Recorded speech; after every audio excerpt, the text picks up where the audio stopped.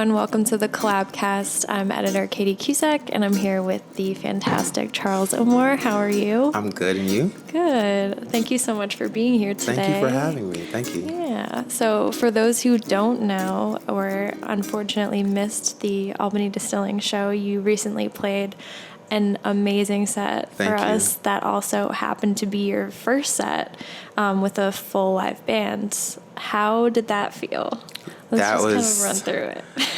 Oh, goodness. Amazing is an understatement. So that was actually my first set with a full live band of just my music. Yeah. So I actually did, I think, my very first concert 2 years ago, actually, two August ago. Yeah. And I only did one original song. It's crazy. Right.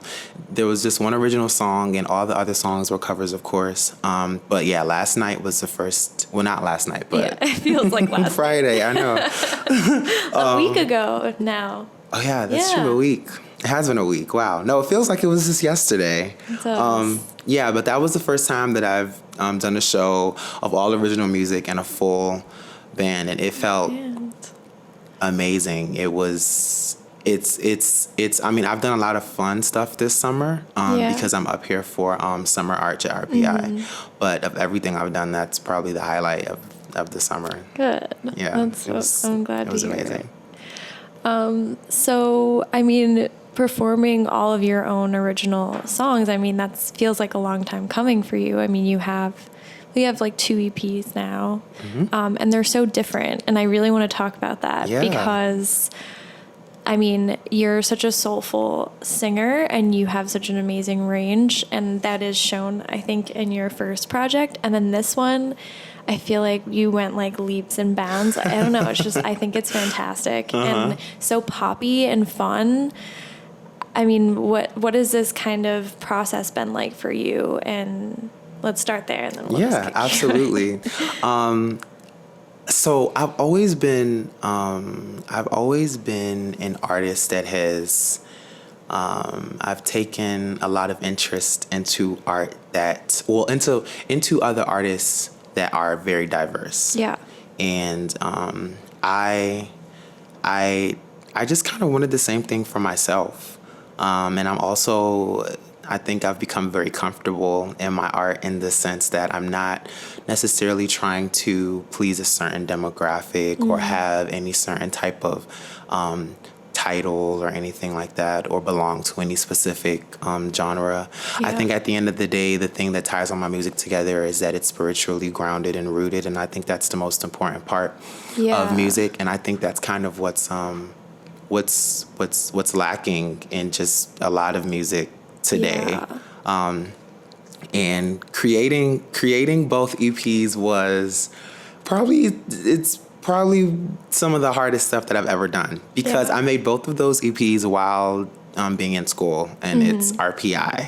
And I'm a biomedical engineering major. So I don't know how I pulled it together, but I just kind of made it work. Yeah. And when you're an engineer or when you're an engineering student and you have just 10 or 15 minutes out of the day to just like lay a track down or to just like figure out the bass line for this new tune that's in your head, that small section or part of the day doesn't feel like work. It's just you really just having fun. Yeah. And that was the best part about it. It's just how fun it was. When I made Eternal, I was still like figuring out how to produce. I'm still figuring everything out because I do everything myself. Sure. But I was writing everything and I was producing everything and I was like, I like this, but I don't like this. It was that whole kind of thing. Right. And then I put that project together and I put it out. And then when I did the Good News, one of the questions that I asked myself was, okay, what's missing? Because as much as I like to write music, I really, really, really like to perform. And so when I was writing that project, I asked myself, I was like, so if I were to take my music to a stage, what's not there, what is there still to say, and not just as far as lyrics, but just as far as like sound. And so that's why in the good news, I have a trap song, there's a rock song, there's a like a disco R&B thing going on, and then there's kind of like a 70s 80s pop feel to some of the songs as well. And that's just kind of I think sonically that's what the good news was about, as far as its sound, was just really introducing new sounds. And I know that I'm still kind of fresh in my career, so I want to make whatever statements as early as possible. Yeah. I don't want to be that artist that does one thing for like 10 years and then does that switch, and it takes my listeners time to adjust. I think one of the things that I'm most proud of throughout the whole entire process, though, is that the people that listen to my music know that they should not have any expectations because I could be releasing any type of sound at any time. But like I said, what stays consistent though is that it's spiritually rooted. For sure. And that's definitely something that you grew up in, correct? Because we did our interview last year. 2 years ago, I think. Was it? No, it was last year. It's like last spring. Yeah, last spring, I believe. And we talked a lot about sort of like growing up in the church, right? Like sort of performing there and finding your stage there. And there's that built-in community support also, I think. So how do you think that shaped you as a songwriter as well? That's a great question, because it has done a lot, actually. So my dad both my parents are pastors now. And I remember actually last summer, I was also ordained as an evangelist. And that's actually the reason why the second EP is entitled The Good News, because the work of an evangelist is to spread the good news of Christ. And I think my music has I don't really want to say it's a duality, because it's not really a duality, but I think there's just a lot of layers. Yeah. And I think that kind of mirrors, the Bible itself, because you read certain stuff and you can always read and have that like elementary understanding of what you're reading, but then like you read something another time and it's just like there's so much more. There's even like a part of the scripture that says like we all know in parts, because even those of us that know a whole lot, we really don't know anything at all. And I think that's just not in the Bible. That's in whatever religion or whatever. People like even in science, perspectives. Exactly. Even in science, our science textbooks are literally getting updated every single year, because there's always more to find out. We don't really know everything. And things that change. That and things that change. True, and they're not anymore. Exactly. So there's all of that, and I think that definitely reflects in the lyrics, because you can take the lyrics and you can apply it to so much, but at the end of the day, it's all still positivity, and it's all still life. People tell me that, like, when they listen to the music, that there's just something refreshing that's in the lyrics. And I think that just all comes from the fact that it's so spiritual at its core. And I think it's also inspired me, because I personally believe that in commercial gospel or Christian music, there's so much more that industry or that area of music could be doing. I just believe that there's just so much to talk about. Yeah. Other than the usual. Sure. And I believe that the beautiful thing about music that's, I guess categorized as gospel or Christian music, is that it can have any kind of sound. Right. And with that, especially in 2019, where people are like, they listen to the sound before they listen to the lyrics. Sure. I think like at a time like this, that helps a lot, because you can take those same values and those same messages and you can apply them to anything. Yeah. And by anything, I mean you can apply them to any other genre. You can write the same song, but perform it as a rock song or as R&B or as, folk or whatever. So yeah. I think that it has inspired me to really do more lyrically and to really push my pen. And that's something that I really, really, really did when I wrote The Good News. Was I would like I would write stuff, but I'd like write stuff over and over and over again. And sometimes it's not about forcing it to sound deep. It's more so just how can I better express what I'm trying to say. Right. And yeah, I think that's how it's helped me lyrically. Yeah. I mean, there seems to be such an openness to it, too, where it feels very accessible, especially to people who maybe wouldn't even associate it with, like, faith or gospel music, or some people who don't feel connected to that but can still connect to your music. I mean, do you feel like you have sort of an open role in making your art, or have you ever felt, like, limited by it in any way, or... That's a great question. Yeah. I feel as though there's something that connects all of humanity together. And when I say something, I'm not just talking about, how we say like music is a universal language. I'm not just talking about that, but there's something that is, again, using that word spiritual, that just connects us all together. And I feel as though I'm privileged with that gift of being able to take that and put it into my craft. Yeah. And I believe that that's the reason why it's accessible, like you said, to everyone. Right. And so to answer your question, yes, I do feel as though that's like my job is to, like with something like that, I feel like it would be selfish to just kind of like sit on that, right. and to not do anything with it. But I feel like putting a little bit of that into the music, it makes it accessible to everyone. It makes it something that we can all feel, even though you might not even really know what it is that you're feeling. It's still something that's true and something that's powerful. It's something that you cannot deny. Yeah. It's like right there in your face. It's right there in your face. It's right there. Yeah. Yeah. So you mentioned sort of only having like 15, 20 minutes to do things in between, and obviously like rigorous schedule. And I know when we had talked before, like you had a studio space. I mean, what was it like sort of arranging the music, especially sort of expanding it to all these different genres? Yeah. Honestly, it was... Well, I know. When I first began writing, I pretty much just had the idea that I was going to have a lot of different sounds in this project, and so I literally drew a mind map, and I was like, all right, I want some of this, I want some of this, I want some of this, I want some of that, and then after that, I literally asked myself, and this is a very important question too, like when you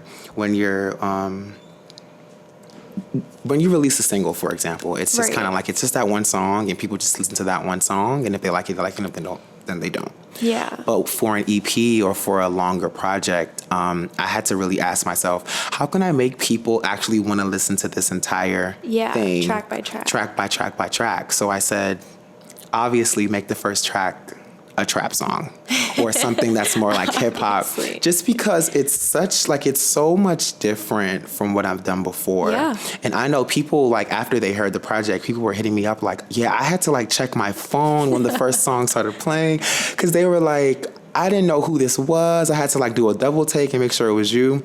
So I did that. And then after that, I had a rock song. Yeah. That is just completely different. And then I did something that was more R&B, but then I put a little bit, it was up tempo and it was energetic. And so I'm saying all that to say that I had to create the experience, like literally like create the experience. And those were, I guess, the first few, steps as far as putting everything together. And then I'm also an artist where I believe that, so I have this subconscious thing where I treat my EPs as if they're just one super long single. Great. As if they like, and that helps because then they're cohesive and it's all talking about the same thing and there's a flow. And also just because I know like there's certain albums that I listen to where it's like if I have my phone on shuffle, if one song from that album plays, I have to go run the whole album. And so I wanted people to have that same connection to the art. So then it was just figuring out exactly like wanting the entire experience, like, and not just that piece. Their specific vibe, and I'm like, now that I'm reminded of it, like I have to go in. Exactly. There definitely are artists like that, and it's so powerful. Exactly. And I wanted the same thing for both projects. So then after figuring out all the different sounds, then I was like, okay, how can I bridge everything together? And so even just as far as like the energy that's in the project, it starts out very up tempo and it's very fast paced. And then around like the third track, so the third track is Real Life. That's what it's called. And the beginning of it is up tempo. And then we get into I don't even really know. I guess it's more of like an alternative kind of like Tame Impala feel to it. And that ushers in the next section of the project, which is the slower tempo, the like more ballad feels, but then even that has like the crashing cymbals and all of that. And then we go into a more around like the fourth and fifth tracks. I don't know why, but they give me like a very like hallway echo, very like full sound type of thing. And then it kind of picks up again around the sixth track, and then it like ends on like this like medium level. But that's pretty much that's pretty much the flow of everything. And I had to put it that way because I also just didn't want it to sound like it was all over the place. And I was just doing everything everywhere. And so and you know, I know that before, like that earlier I said that it would be like 10-15 minute breaks. Well, that's when I was actually working on the music. But there are times when like I'm in lecture or I'm doing homework or something, and I'm just like tapping or like something comes, you know, to mind. But yeah, so all of those bits and pieces just kind of came together and became the project. So is this something that you did like solely on your own? Because you're exploring so many different things, and like the one thing that comes to mind for me is like, where were these influences coming from? Because you do have like a very diverse influence kind of like group that you listen to and that you draw from, but were there any other artists that were kind of working with you and helping you figure out, okay, like you're planning out this route, but what if you went here and there? Or was it a solo journey? Not explicitly. I think I've just been more so inspired. And I always let people know when they've inspired anything that has to do with my music. But it's never really been like a, you know, bring this sound to someone and have them listen to it. And it's not because I don't want to, but again, it's just a timing thing. And you're just like in it. Yeah, I'm just kind of in it. And I don't know. I feel like it's divine though, because I know when I was working, so when I first started out producing and putting all my music together, I had a little bit more time then because that was the summer after senior year of high school. That was 2 years ago.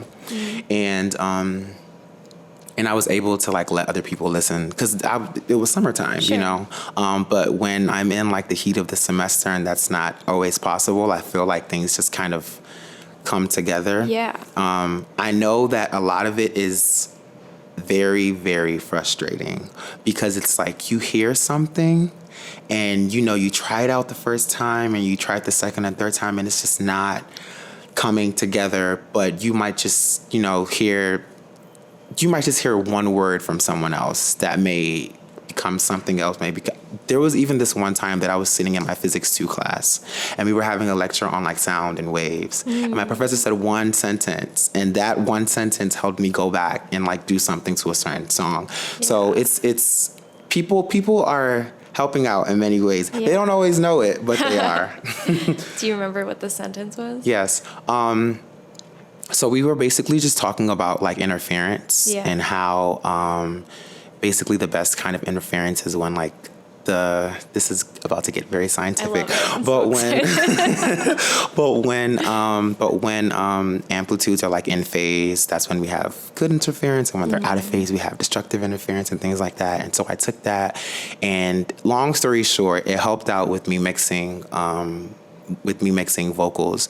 And then I took that and I said, well, I could probably even take that and use it into mixing like the instruments.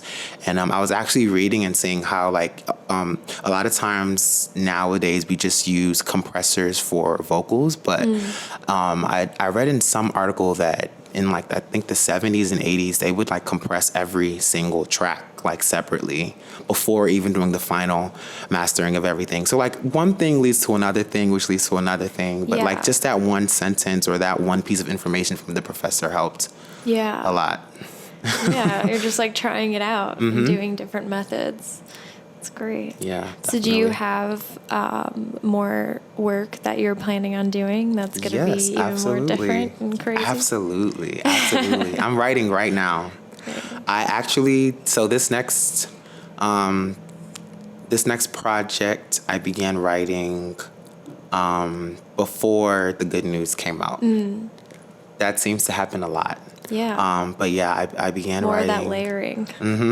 A lot of layering, and it's good because it plays part in that whole cohesive thing. Sure. Because it's like this isn't like, even though this is Charles Amour, this is not just another random part of me. This is like offset from what's happened before. Yeah. And so it's very exciting in that sense, and hopefully also to just bring a bit more to the table than music. Hopefully exploring other forms of art with this as well. Cool. The goal is to be bigger and bigger every time. Yeah. What kind of other forms of art are you hoping to explore? I draw sometimes. Nice. I don't tell people that because it's definitely not the main thing. Sure. But I draw sometimes. I did a little bit of acting when I was younger. Music videos are very, very exciting. Yeah. Hopefully I get to shoot one this time. Yeah. And I'm also into fashion and design and things like that. So there's just a whole lot. You're drawing from so many different things, for sure. And like cultivating this kind of image and project that's happening. It's been kind of really cool to see how you've already seemed to come into your own in a big way, and just like have this consistent focus, which is really cool. And to see it build, because that's what I love, is like I love to see like artists who change and grow their sound in a lot of interesting ways, and just like the consistency too with your live performances is just like, thank you, so dope. I love it. That's one thing I wanted to talk about too, is sort of forming that band that played with you. Is that another group of like RPI people? Absolutely. Right. Yeah, so all of the students were RPI students. Yeah. And honest to God, I did not know. So there were 4 people that played with me that night. I only really knew one of them before the entire process started. Yeah. And literally what happened was I was supposed to play somewhere, I think it was in April, and I had hit up so his name was Covenant, and I hit him up. I was like, yeah, Covenant, like, are you able to play for this? And, he's an RPI too, so he had exams and things like that. He wasn't able to do it. Changes. It's crazy. So I ended up playing with someone else for that event, but randomly, I believe it was, I think it was towards the end of the first half of the summer program, so that's around late June. And I saw him at the food court at RPI, and he was like, yeah, so me and my friend Nick are gonna be, just having a jam session this week. Would you like to join? And at that time, I had already known about the gig with you all. Yeah. And so I was like, oh yeah, I didn't really think anything of it. I just kind of thought that's what it would be. It was just a little jam session. Yeah. And so I went and I met Nick, who was also playing the guitar. So from that, I had 2 guitarists. And then after that, we were on a quest to find a bass guitar, and a drummer. And we found a drummer. His name was Richard, and he also knew how to play the bass guitar. Yeah. So then we said, then let's find a drummer then and just have Richard play his guitar. But anyway, so we found all 4 people, and it was great. And everyone just kind of flowed together too. And I think that's the thing really that I was... Yeah. That's the thing that I was actually most nervous about, is that it's one thing to get creatives all in the same place, but it's another thing when they all have chemistry and they're all able to bounce off each other's ideas and flow together. And my music is music that the instrumentation for a lot of my stuff, some of it is like your regular, guitar, drums, but some of it isn't exactly like that. I know this one song that we played, Temple of Redemption, I don't think I used any actual instrument packs for that song when I was creating it, except drums, I believe. And so I was very nervous. We actually didn't even put that song together until maybe like 2 weeks before, because I didn't know how it would come out. But it sounded great. And I think what I really, really liked about them is that they were very motivated and they were very eager. Like, they would listen to songs over and over and over again. And then they would ask questions, and they came with their own ideas. So it wasn't like they were just doing it to do it. They were also very, very involved. And even giving me advice, which I completely, loved and I completely took. And it was just great the way everything worked out. And now I have 3 more friends. So oh my God. So it was it was great.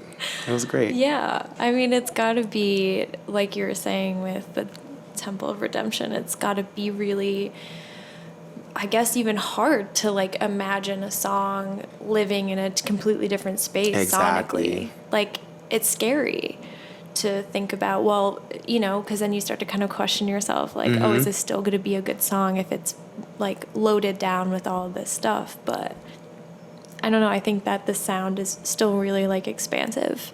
There's a lot of room in it. And I didn't know that until we played. And I was just like, so this is music that can be taken to any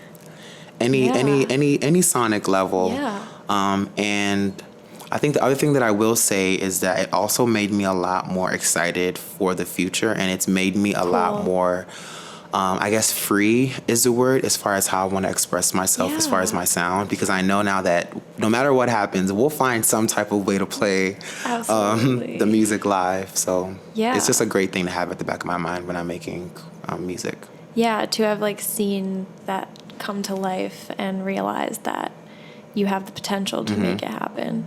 That's like super powerful to have, like early on in your career, to have like these like really clean projects too, and to have them executed in a way that, draws such a crowd and such a fan base too. I know you have like a good amount of supporters. So I mean, do you ever feel like weighted by it at all? Like, does it ever concern you, sort of like now, because to have a following, do you ever feel like you have to please someone? I don't, not necessarily. I personally believe the only person that I really have to please is God. I feel as though if, as long as I'm doing what I am supposed to be doing in life, that He's happy. And I don't know, I kind of, it's definitely a little scary. And also so in my family, I'm the first of 4. Wow. So I've always kind of had a following. I learned, and as crazy as my experience at RPI has been, I'm thankful for it for a few reasons. And one of them is that I've learned that I'm always being watched. And it's not just me, obviously, it's everyone. But specifically in my case, there's someone that's always watching me. There's someone, and even sometimes at shows or something, someone will be like, oh yeah, I really loved so-and-so song that you performed tonight. And it might be a student that I've never spoken to a day in my life. Maybe probably have only seen them 2 or 3 times on campus before.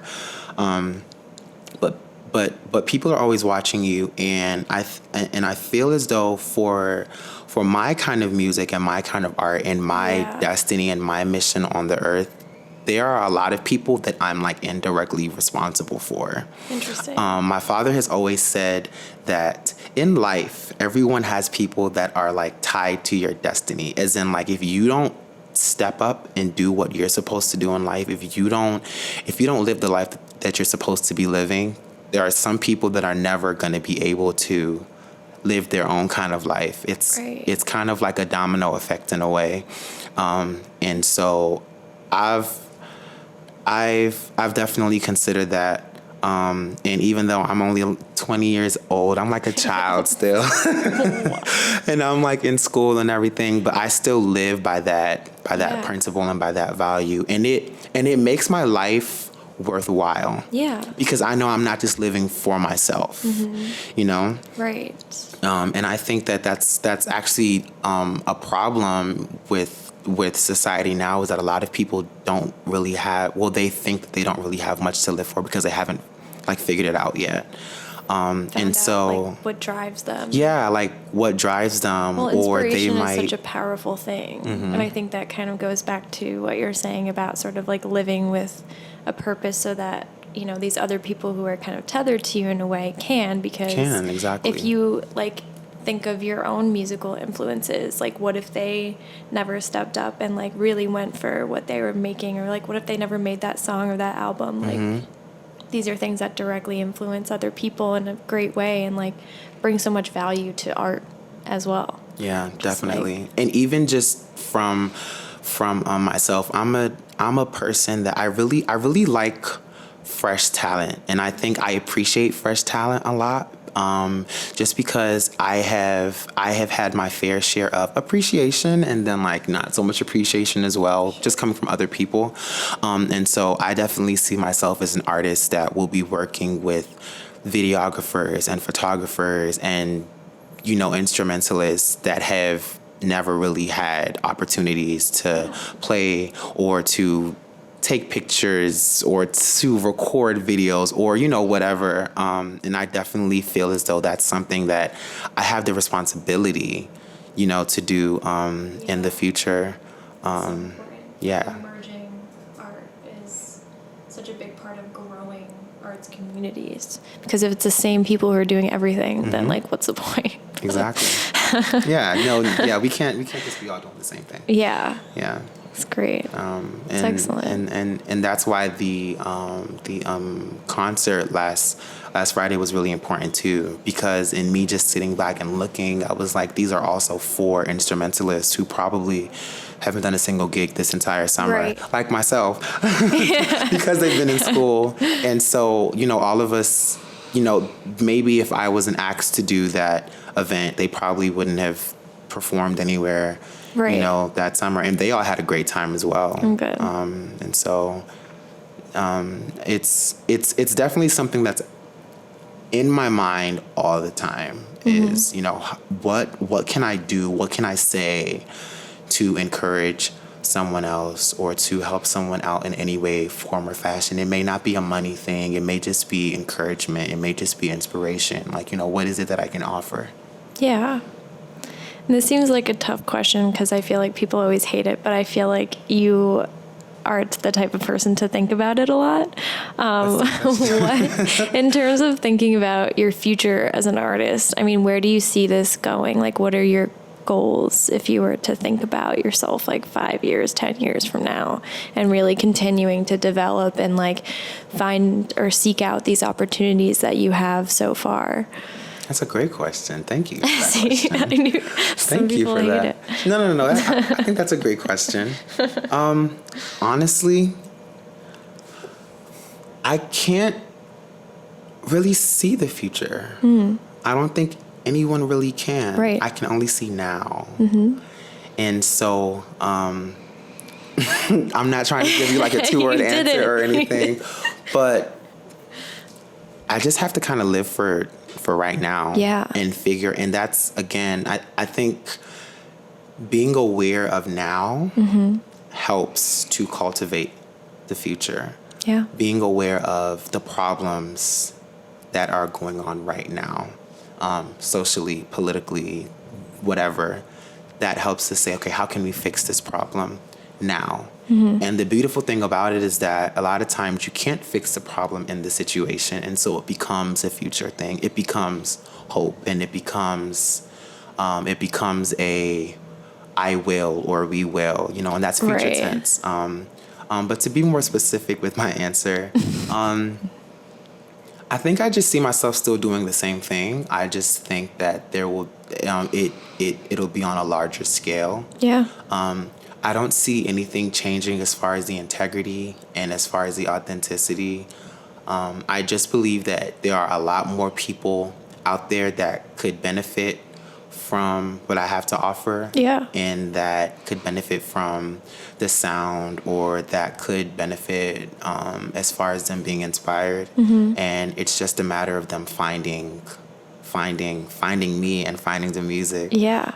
And I think that's just what that's going to be. And I'm very excited to make mistakes and to learn from them and to grow from them. And I'm excited for all the people that I'm going to work with in the future. I'm excited for when I'm going to have time to work with people. Right. Yeah. I'm excited for all of that. Yeah. And I mean, what a balance. You're doing this like hardcore science career climbing and this like really dedicated art at the same time, which I think people sometimes see as mutually exclusive. But and the thing is, they're really not. I feel like I'm doing the same thing. I'm just doing one from more of a logical, scientific standpoint, and the other from a more creative standpoint. But I really think I'm doing the same thing, especially just because a lot of people have told me that my music has like a healing factor to it. Yeah. There's a peaceful factor to it. This is a horrible way to put it. There's like a customer satisfaction standpoint to it, And when we look at engineering, you're really doing the same thing. Is you're taking what's already there and you're saying, what do people like? And what do people not like? And how can we make this better so that people can enjoy it more, so that there can be more positives than negatives? And I believe I'm doing the same thing with my music. Is even in me just like listening, every time that I make new music or perform anywhere, I always go back and I play old videos, or I'll like play old records, and I'll just listen to it, and I'll ask myself, I mean, like I said earlier, I'll ask myself what's missing, like what's not here. Or just even sometimes engineers would just sit back and be like, all right, what's a problem? Yeah. That's in society. Yeah. That can or be how fixed could through this work better? Or more efficiently. Exactly. Yeah. And you're doing the same thing in music. Yeah. It's just from a different perspective. Like I said, it's just from a creative perspective.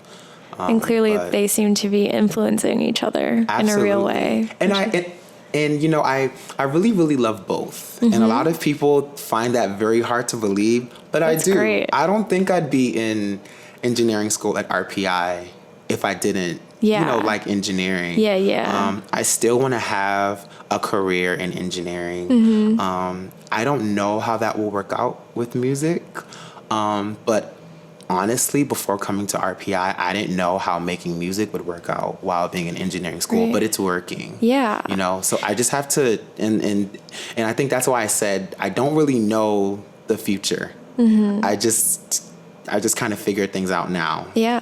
And things just kind of work out. Yeah. So like find these little places to get inspired or make your art. And I know when we've talked last, like you were performing at like Poetic Vibe and Troy Kitchen. I mean, like you're finding these pockets of people and places to make your art and have it heard and seen, and that's all it really is at the end of the day. Yeah, that's all it really is. It just, like I said, it just grows to bigger scales. And, and I've accepted that as an artist, at some point I'm going to play at bigger venues and it's going to be a whole lot more people.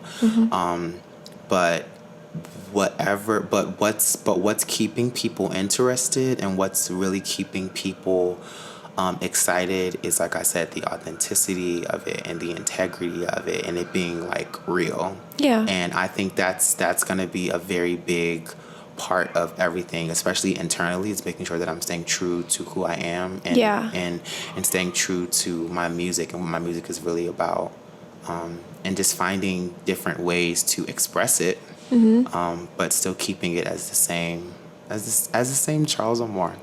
Right. Yeah. Well, if people want to follow along with what you're making and doing and traveling too, because you're kind of like back and forth between, where can they find you? Yeah, so my Instagram is Charles O'Moore. My Twitter is Charles O'Moore. The website is www.charleso'moore.com. They can also listen to music on every music platform, iTunes, Spotify, wherever, and it's just Charles O'Moore, O''More. And I think that's just about it. Well, thank you so much for being here today. So it was so great to have you. Thank you.